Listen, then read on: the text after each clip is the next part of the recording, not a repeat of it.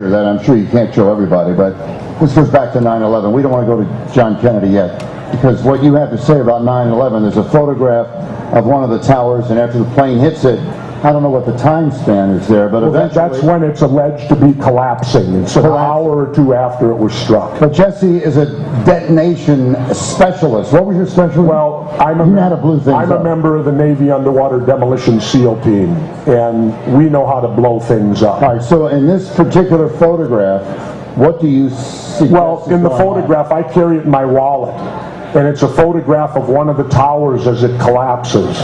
And when I professionally look at that photo, that is not a collapse, that's an explosion.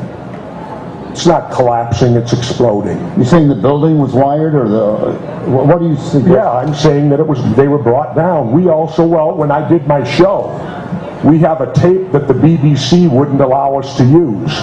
And it's a reporter talking back to England, London. She talks for 7.5 minutes about a third building that has fallen. We all know World Trade, many of you maybe don't know. A third building went down that day. World Trade Center Building 7 collapsed that afternoon. It was not struck by a plane, and it went down 49 stories in 7 seconds. That's as fast as I used to free fall when I jumped from an airplane. Now, basic physics tells you when a moving object collapses or hits one that's not moving, it's going to slow down. How does something slow down when it collapses in 7 seconds? It collapsed at free fall speed. Well, she goes on for 7.5 minutes and then ends it. Well, the problem was this. On the tape, there's what time it is. It's at 4:50 in the afternoon. And while she does this whole 7.5 minute report, Building 7's right behind her. It hasn't collapsed yet. It collapsed at 5:20, 30 minutes later. We wanted to know, who told you it collapsed 30 minutes before it did? Does anyone like me find that a bit intriguing? How could someone report on a collapsed building before it collapses without someone knowing it's going to? And how would they know it was going to? This building wasn't struck by a plane.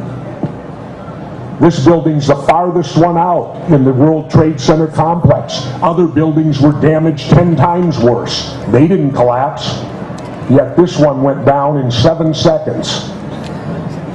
And well, here's a gentleman going, I never knew that. And that's the problem. Everybody here, what they know about 9/11, they know from soundbite media and what the government's told you. I've been studying it now for 3 years. And there's a lot more to it than what soundbite news has told you about. How are they able to keep all this quiet? Well, who's going to admit it? Somebody wants to admit to first-degree murder? Or participating or having knowledge of? Remember, if you're a conspirator, it doesn't mean you have to pull the trigger. It means you know about it and you're as guilty as the guy who does pull the trigger. And so, who's going to come forward and say, well, yeah, I was part of that? Well, it's not going to happen. But if you apply a little common sense, use a little logic, and take your emotions out of it, and look at it from a logical, unemotional position, well, I'll give you another quick example. How many are aware of the Huffington Post? Well, the Huffington Post, Ariana had been on my case for 2 years to contribute. So I finally did. I wrote an article for it, and within 2 hours, they printed it and posted it for 2 hours, then they removed it. And they censored me. The Huffington Post censored me because they said, we don't do conspiracy theories. Well, what I wrote about was not a conspiracy theory. What I wrote about was something mainstream media failed to cover. And that was that in San Francisco, I believe it was 1,000 to 2,000 architects and engineers signed a petition demanding for a new investigation of 9/11 because these architects and engineers stated unequivocally the building could not come down the way they told us.